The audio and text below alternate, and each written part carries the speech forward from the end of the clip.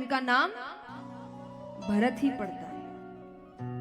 अब बच्चे बड़े हो रहे हैं, कुछ समय बाद माता पिता की मृत्यु हो गई। बड़े भाइयों ने सोचा इसको ज्यादा पढ़ाते नहीं है, वरना ये आगे जाकर दिक्कत करेगा। कैसी दिक्कत? हिस्सा मांगेगा, क्योंकि वो जानता होगा कि सही क्या है, मेरा हक किस पर है। तो उन्होंने कहा इसको ज्यादा पढ़ाते नहीं, उनको पढ़ाया नहीं गया। घर के काम इत्यादि कराने लगे। अब घर वाले कराते सो कराते बाहर वाले भी कराने लगे। अब बाहर वाले हर कुछ समय, भरत जरा सामान ला देना, जरा ये सफाई कर देना, जरा ये सामान उतार देना, जरा बच्चे को संभाल लेना, और वो सब कर देते। इनकी इस सरलता को, इनके इस भोलेपन को लोगों ने इनकी मूर्खता समझी और इनका नाम रख दिया जड़ भरत। जड़ माने? जड़ माने हाँ? एक और मतलब होता है, वो होता है, पर जड़ का एक और मतलब है मूर्ख। तो उन्होंने उनका नाम रख दिया जड़ भरत, ये मूर्ख है ये। अब भाइयों ने कहा कि हम तो काम कराते सो कराते, बाहर वाले तो बिना पैसे दिए काम कराते।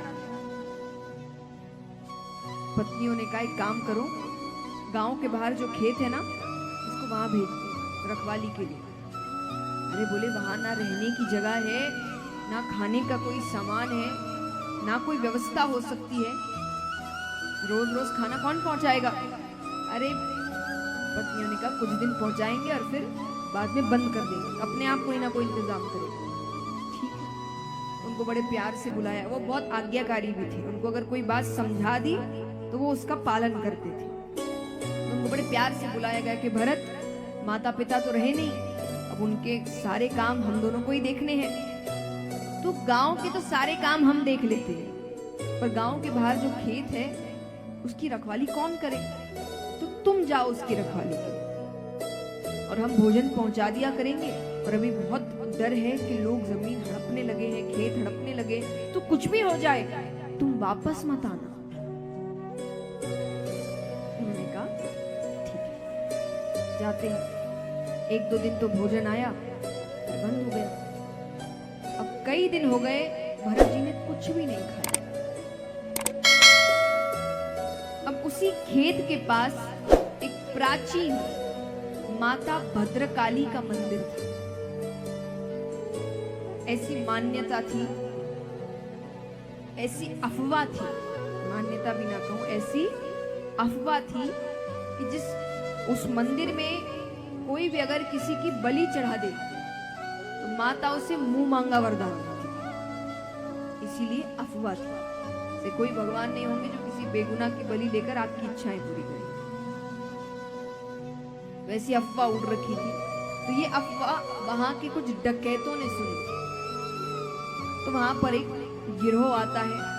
सरदार ने कहा कि देखो आसपास कोई बैठा होगा, उसको पकड़ कर लाओ, उसकी बलि चढ़ा देंगे, और अंत में माता से इतना धन मांग लेंगे कि कभी डकैती करने की जरूरत ही नहीं पड़ेगी।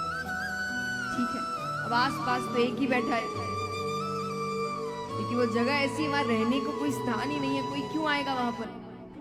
तो भरत जी को लेकर आते हैं। अच्छा, बलि चढ़ाने से पहले आपका बड़ा स्वागत होता है।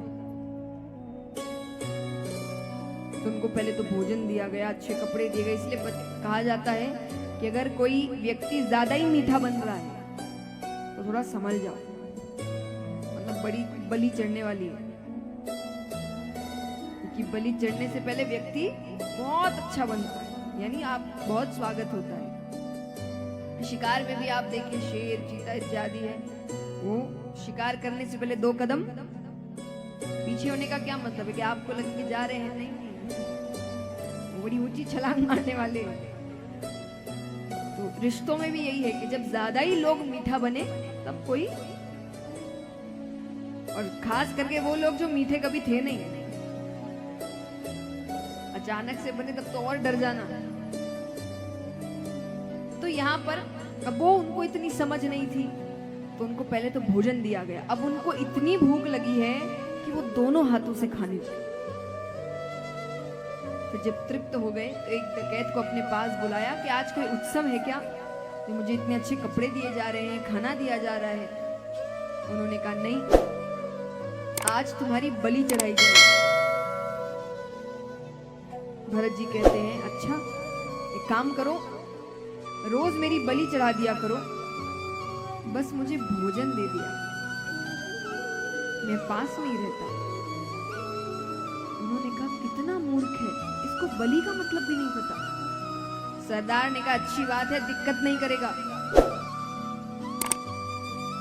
इसको कोई भी कहानी सुनाकर इसकी बलि चढ़ा देंगे। अब जब उनका खाना इत्यादि सब